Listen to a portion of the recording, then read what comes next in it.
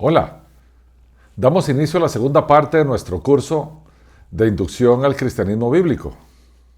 Bienvenidos todos ustedes. Es para nosotros en Unánimes un gusto y un privilegio poder presentar esta segunda parte. Antes, en la primera parte, habíamos visto todo lo relacionado con los argumentos relacionados a la existencia de Dios. Hemos hablado de que la fe cristiana en realidad está cimentada sobre dos grandes principios: que Dios existe y la Biblia es su palabra. Habiendo demostrado más allá de toda duda de que Dios existe, ahora vamos a dar inicio a la segunda parte de nuestro curso, donde demostramos, también más allá de toda duda, que la Biblia es su palabra. Y esta segunda parte consta de 4 videos. La introducción, que es el video que estamos viendo ahora, la prueba textual o todos los elementos que los expertos usan para validar documentos muy antiguos, las versiones y traducciones que tenemos de la Biblia y finalmente en el punto 4, cómo demostramos que la Biblia es la palabra de Dios, que Él la inspiró a los autores bíblicos. En esta primera lección vamos a ver una pequeña introducción y algunos datos interesantes relacionados con las Escrituras. Empezamos por los principios básicos de la fe cristiana. Hay 5 fundamentos, 5 doctrinas, 5 enseñanzas básicas sobre las cuales se sustentan el cristianismo bíblico. Se le ha llamado las 5 solas porque vienen del término sola, que en latín es solamente. Y estas son las doctrinas derivadas de todo el movimiento de reforma del siglo XVI. Las 5 solas son sola escritura, o solo la escritura es la revelación divina de Dios. Sola gracia, que quiere decir que la salvación del ser humano es solamente por la gracia o el don inmerecido que Dios nos da. La otra es sola fide, que tiene que ver con que solamente por la fe se alcanza esa gracia, por la fe en el dador de la gracia. Solus Christus tiene que ver con la fe en quién, en la persona y la obra de Cristo. Y claramente termina con Soli Deo Gloria, porque nos explica que absolutamente todo lo que somos, hacemos, tenemos y recibimos viene desde nuestro fabuloso Señor, y solo entonces a Él es la gloria. En esta segunda parte del curso, lo que nosotros vamos a explorar con detalle es sola Escritura. Y esta doctrina básicamente lo que dice es que solo la Escritura revelada por Dios, o sea, nuestras Biblias, los 66 libros de la Biblia, tiene autoridad divina. Todo lo que el ser humano ha escrito posteriormente a eso, en concilios, bulas papales, encíclicas o cualquier otra forma que se le quiere dar alguna autoridad escritural, no tiene ninguna de esa autoridad divina. Es básicamente creación humana. Por eso le llamamos pseudo-revelación. Entonces, a partir de la doctrina de la sola escritura, nosotros nos vamos a acercar a la Biblia y vamos a analizarla desde varios puntos de vista. Primero, nosotros consideramos que la Biblia es la palabra inspirada de Dios y, por tanto, si viene de Dios, tiene 3 características fundamentales. Una, es inerrante, o sea, carece de errores, porque viene del Dios perfecto. La otra es infalible. No falla para alcanzar aquello para lo cual fue revelada. Y finalmente es suficiente. Es todo lo que necesitamos para equiparnos para una vida de fe y de servicio. Por tanto, en el cristianismo bíblico, la Biblia es nuestra norma de fe y conducta. Muchos otros libros de otras religiones reclaman divinidad. El tema es que solo la Biblia la comprueba. Allá a la mano derecha tenemos el Bhagavad Gita, tenemos el Corán, y son, claro, todos reclaman algún grado de inspiración divina. La diferencia con la Biblia es que la Biblia tiene evidencias claras y suficientes, que son las que vamos a presentar en esta segunda parte de nuestro curso, para comprender y asegurarnos de que es la palabra inspirada por Dios y es dada a los hombres de forma pública y notoria. La Biblia, en términos generales, es una narrativa histórica y profética. ¿Por qué profética? Porque al profeta lo denominamos como aquel que Dios habla, a través de él. Y cada uno de los 66 libros de la Biblia, como son inspirados por Dios, esos autores humanos se convierten en profetas. Vamos a ver algunas generalidades y algunos datos interesantes relacionados con la Biblia. Y vamos a empezar por cómo se valida la Biblia. Y en teología y en bibliografía se habla del canon. El canon es una palabra que viene del hebreo y del griego, de cané y canón, que es una vara o regla de caña que tenía una medida específica. Medía 77.8 centímetros y se dividía en cuartas partes, cada una de ellas en 19.45 centímetros. Y servía para construir. Es una medida. Eso no es ni más ni menos. Es como hoy en día nuestros metros, ¿verdad? El canon era esa norma de medida. Se adopta como principio para hablar de la Biblia y se le llama el canon bíblico porque es la medida, la norma de medida a través de la cual vamos a pasar documentos históricos para ver si logran pasar ese filtro. Por tanto, vamos a dar como válido un documento histórico inspirado por Dios si y solo si pasa por esos filtros, por esas normas de medida, por esa regla. Y eso es lo que vamos a ver ahorita más adelante. Es así como se determina cuáles libros son inspirados y por lo tanto pertenecen a la Biblia y cuáles no. Es una norma de medida, es un filtro. En la antigüedad se escribían muchísimos libros. Muchos de ellos reclamaban ser de inspiración divina. Vamos a ver cuál es esa norma de medida para comprender por qué algunos sí pasaron ese filtro y por qué otros se quedaron atrás. Empecemos por el Antiguo Testamento, que es una palabra evidentemente dada a los profetas de aquel tiempo, que registra ley. Los primeros 5 libros de la Biblia se le llama la ley, historia del pueblo de Israel, exhortación o llamado de atención y tiene algunas secciones de profecía predictiva, profecía que se hacía prediciendo eventos que iban a pasar en el futuro. Allá por los años 200 a.C.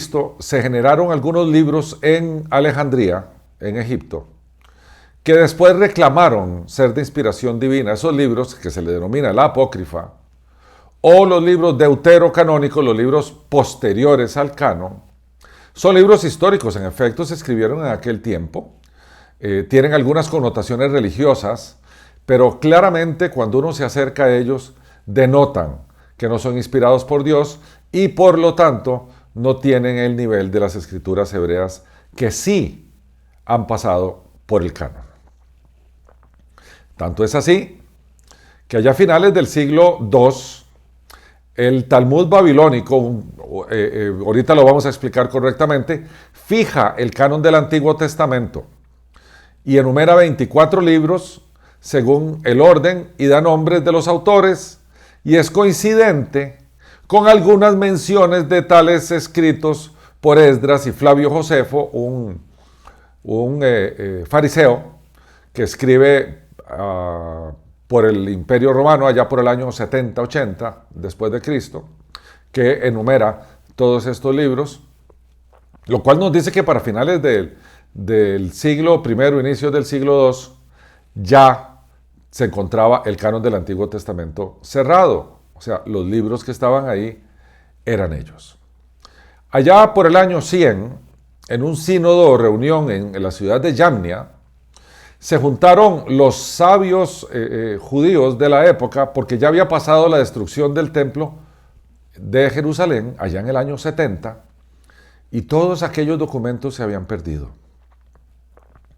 Entonces ellos tuvieron que dedicarse con mucha fuerza, mucho ahínco, mucha valentía a tratar de rescatar todo aquello que era rescatable de aquel tiempo. Y fijaron, como el canon hebreo, lo que hoy nosotros tenemos como Antiguo Testamento. ¿Por qué nosotros le damos tanta importancia a lo que los judíos o hebreos determinaban como que era el canon del Antiguo Testamento, o los libros que sí son válidos y que son inspirados por Dios?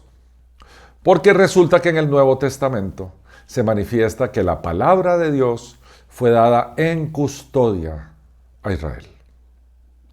Entonces nosotros confiamos en eso y entendemos que lo que ellos decidan, que es el canon del Antiguo Testamento, también es el nuestro. Por otra parte, el Nuevo Testamento es distinto porque el Nuevo Testamento se copiaba muy frecuentemente por todo el Imperio Romano, se hacían copias de los libros del Nuevo Testamento y de otros muchísimos libros que reclamaban ser cartas apostólicas y cosas de ese tipo. Por tanto, para establecer el canon del Nuevo Testamento, o sea, para filtrar cuáles de todos esos libros eran inspirados por Dios, se generaron 4 filtros. Yo no diría que son estrictamente esos 4 porque el Nuevo Testamento se fue formando paulatinamente por el uso que la iglesia del primer, segundo y tercer siglo le fue dando a aquellos documentos. Pero ¿cuáles eran los criterios que ellos tenían? Bueno, el primero era que tenía que tener origen apostólico, o sea, tenía que venir de los apóstoles o al menos de alguien muy cercano a los apóstoles que estaba con los apóstoles. Ese es el caso, por ejemplo, de Lucas, que escribe un evangelio y el libro de los Hechos de los Apóstoles, o el evangelio de Marcos, que andaba acompañando constantemente al apóstol Pedro. Ninguno de los dos, ni Lucas ni Marcos, eran apóstoles, pero claramente ellos sacaban de todos los apóstoles y testigos de la época, derivaron su información para escribir esos libros. Entonces, el primer gran filtro que tenía la iglesia incipiente, allá la iglesia del siglo I, II y III, era este documento. ¿Tiene origen apostólico? El segundo era el uso generalizado para enseñanza. Porque si ellos decían, esto vino de los apóstoles, claramente era algo que había que aprender. Entonces el hecho de que las iglesias en aquel tiempo estuvieran usando intensamente un documento generado por un apóstol, también sirvió como una suerte de filtro. Lo interesante es que habían iglesias por todos lados. En Roma, en Grecia, en la Turquía de entonces, que era la provincia de Asia, en Galacia, allá por Jerusalén, como después se pasó a llamar Palestina, y también además allá por Egipto, por todos esos lados. Y resulta que los mismos libros que se usaban allá por Roma y Grecia se usaban allá abajo, por Egipto, por Alejandría y allá por Jerusalén, sin que ellos se pusieran de acuerdo. Esos libros fueron poco a poco produciendo el Nuevo Testamento. Lo otro también es que algunos de esos libros tenían uso litúrgico, o sea, uso ceremonial. ¿Cuál ceremonia? Bueno, claramente el Señor nos dejó solamente 2. El bautismo del creyente y la conmemoración de su muerte o el memorial a partir del consumo del pan y el vino en una ceremonia que le hemos denominado la Cena del Señor.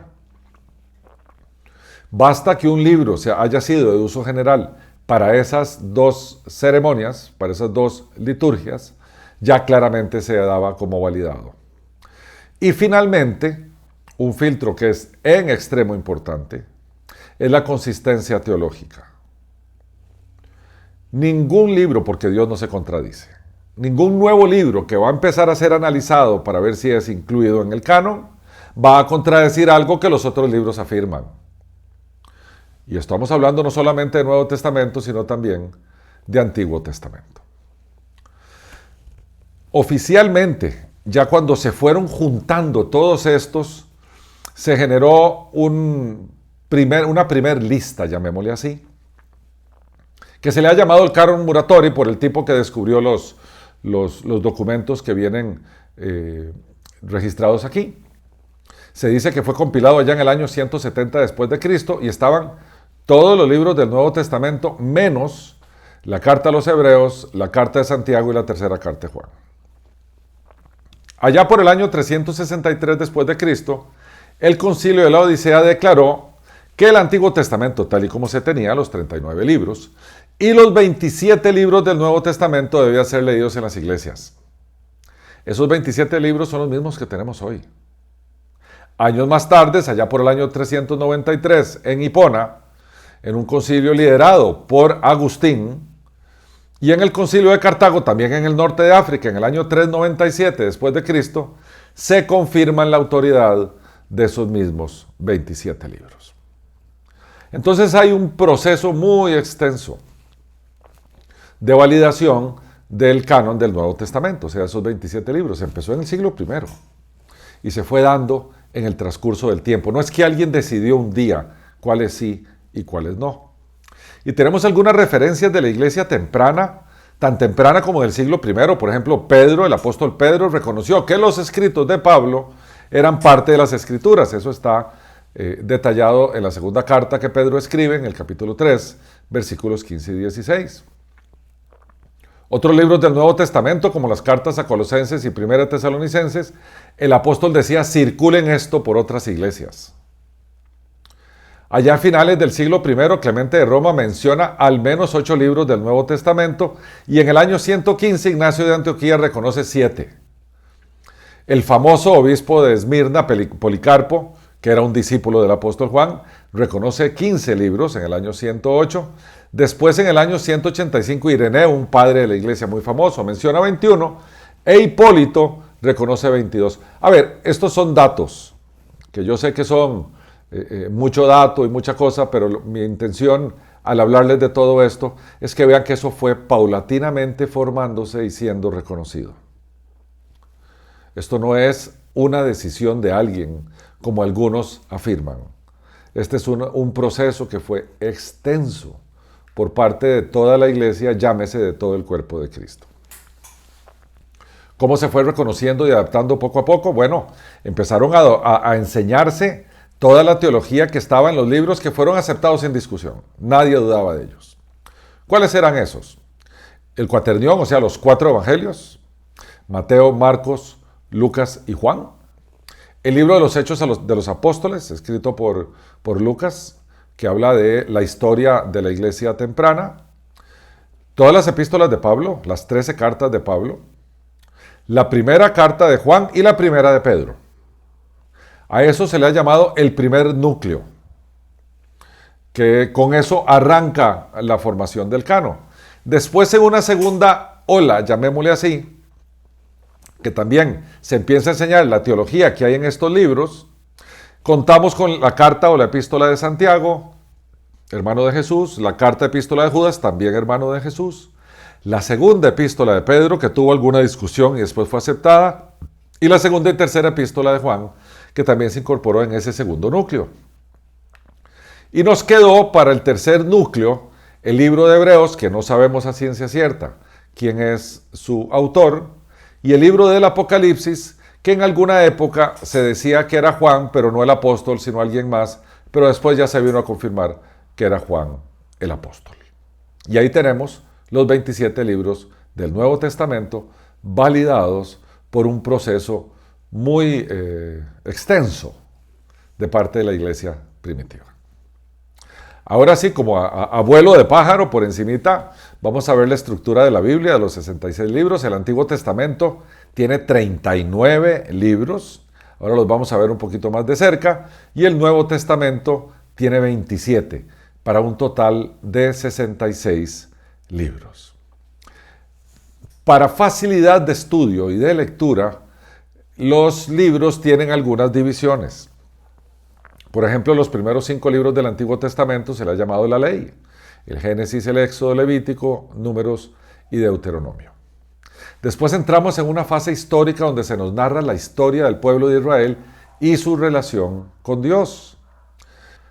Después vienen los libros poéticos, el famoso libro de Job, que nos sirve tanto para cuando estamos pasando por momentos de alto sufrimiento, los Salmos, los Proverbios, Eclesiastés y el Cantar de los Cantares. Después vienen los profetas mayores, que no se distinguen de los profetas menores porque sean profetas más importantes. Se les dice profetas mayores porque los libros son más grandes, tienen más contenido. Los libros de los profetas menores son libros más cortitos. Y son Isaías, Jeremías, Lamentaciones, Ezequiel y Daniel. Es un grupo de libros que se le ha llamado profetas mayores. Y finalmente los profetas menores, que usualmente se agrupan al final del Antiguo Testamento en nuestras Biblias. Es un poco las divisiones que tiene el Antiguo Testamento para facilidad de lectura. Y aquí les damos algunas fechas y autores de esos libros. Todos estos, como verán, son fechas aproximadas porque claramente ahí nadie escribo tal día a tal hora este libro. Pero lo tenemos todo por ahí, tenemos los autores, la Torá o la Ley, los primeros 5 libros de la Biblia, su autor claramente es Moisés. Se escribe allá por el año 1445 a.C. y pasa durante el periodo del Éxodo, durante el Éxodo en el desierto. Ahí se escribe la Ley. Después vienen todos esos otros libros ahí para abajo, que algunos tienen algunos signos de interrogación porque no se está muy seguro de la época que se escribieron. Y algunos no se está seguro de los autores que los escribieron. Por ejemplo, Segunda de Samuel, que se supone que fue Esdras quien lo escribe. Primera y Segunda de Reyes, que hay gente que afirma que fue el profeta Jeremías. Y así sucesivamente. Llegamos al libro de Job, que alguien dice, lo debe haber escrito Job. En verdad, poca gente afirma que lo escribió Job y casi nadie sabe quién lo escribió. Algunos se lo atribuyen a Moisés inclusive, que es un libro muy antiguo. Y tenemos el resto, ¿verdad? El resto de los libros que están ahí, que se los dejo en esta filmina para referencia de todos ustedes. El Nuevo Testamento lo tenemos en divisiones que son como muy claritas. Claramente los 4 evangelios, los tenemos al principio de nuestros Nuevos Testamentos. Tenemos un libro que es absolutamente histórico, que es el libro de los Hechos de los Apóstoles. Tenemos las 13 cartas que Pablo le escribe a las iglesias allá del siglo I y a sus discípulos, tanto a Timoteo, a Tito, como a Filemón. Tenemos otras que se llaman cartas generales porque no tiene un destinatario preciso. Son escritas también ya no por Pablo. Está la carta a los Hebreos, Santiago el hermano de Jesús, Pedro escribe 2 de ellas, Juan escribe 3, y Judas, que claramente no Judas Iscariote, por favor, es otro hermano de Jesús, escribe también la suya. Y tenemos un libro claramente de lenguaje profético, que es con el libro que se cierra la Biblia, que se cierra el canon, que es el libro del Apocalipsis o el libro de la Revelación. Y aquí tenemos algunas fechas aproximadas con sus autores de los libros del Nuevo Testamento. Y estos son, digo yo, aproximadas porque hay algunas pequeñas controversias en cuanto a las fechas de autoría. Por ejemplo, hay gente que dice que la carta de Pablo a los Gálatas, que se escribe en el año 49, es el libro más temprano de todo el Nuevo Testamento. Algunos afirman que es la primera de Tesalonicenses, que se escribe, según nuestra información, un año después. En verdad, esa controversia nosotros no le damos mucha importancia, porque al final lo que nos interesa es que el libro sea inspirado y que nosotros podamos leerlo y aprender y entender lo que Dios nos quiere decir de ello. Pero ahí tenemos toda la lista donde tenemos mucha certeza de quién quién fue el autor de cada uno de los libros, menos el libro de Hebreos, que no se tiene certeza de quién lo escribió. Todo lo demás, ahí tenemos las fechas. El libro más tardío de todos es el Apocalipsis, que se escribe al final del siglo I, en el año 95. Y como decíamos, el más temprano, nosotros consideramos que es la carta de Pablo a todas las iglesias que estaban en la zona de Galacia, que se escribe allá por el año 49 después de Cristo. Y ahora, siguiendo a modo de introducción, vamos a ver algunos datos curiosos relacionados con la Biblia que la hacen un documento único. Veamos algunas generalidades. Fue escrita durante un periodo de 1500 años, muchos años. Pasaron más o menos 60 generaciones y más de 40 autores escribieron los libros de la Biblia. De esos autores hay, entre otras cosas, reyes, campesinos, filósofos, pescadores, rabinos, médicos, pastores, cobradores de impuestos, hay de todo. Por lo tanto, hay un montón de estilos. Se escribió en diferentes lugares, como prisiones, palacios, desiertos, islas, durante viajes. Habían libros que se escribieron en tiempo de guerra, otros en tiempo de paz. Claramente se escribe en 3 continentes, Asia, África y Europa. en 3 idiomas diferentes, el hebreo del Antiguo Testamento, un poquito de arameo que hay también en el Antiguo Testamento, particularmente en el libro de Daniel, y el Nuevo Testamento que se escribe en el griego popular de aquella época que se llamaba Koiné. También en esa variedad de autores y en esa variedad de lugares, tiene variedades de estilos literarios. Hay una parte que es histórica, otra que son leyes, son claramente leyes o mandatos. Hay una sección de la Biblia que es poesía, otra que es biográfica. Hay unas que son básicamente cartas o epístolas. Hay unas que son recuerdos o memorias y hay hasta diarios personales.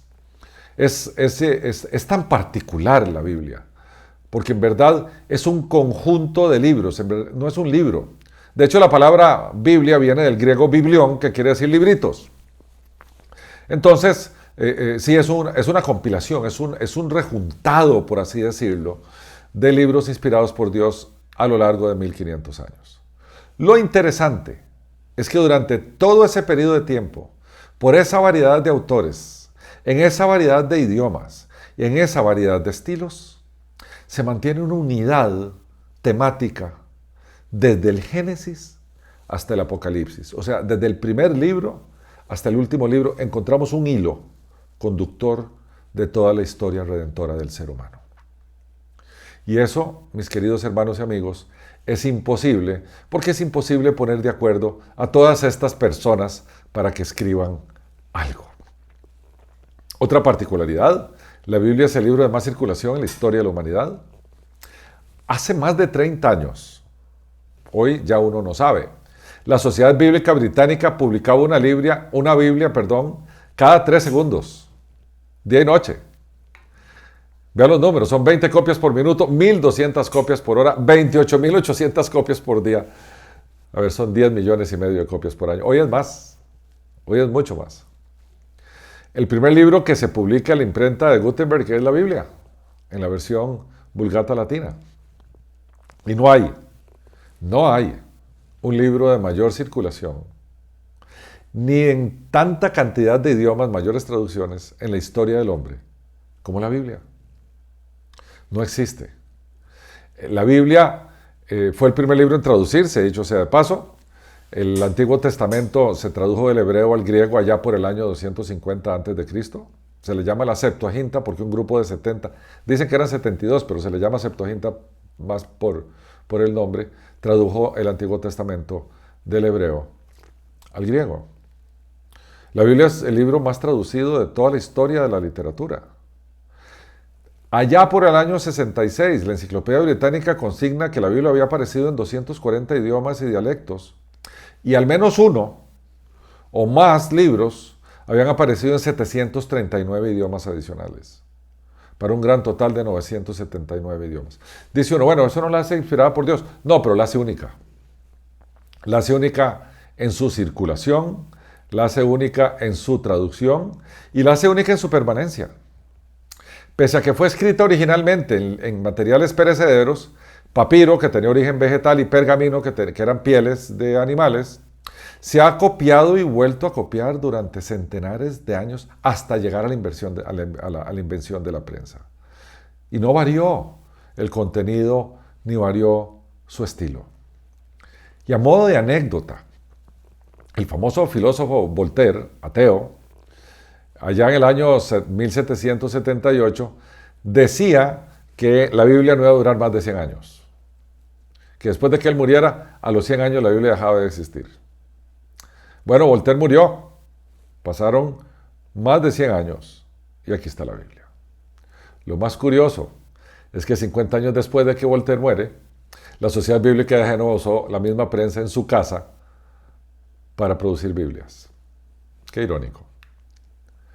También en el año 303 después de Cristo, el emperador Diocleciano, un tipo que fue un gran perseguidor de la iglesia, ordenó destruir los cristianos y a su libro sagrado.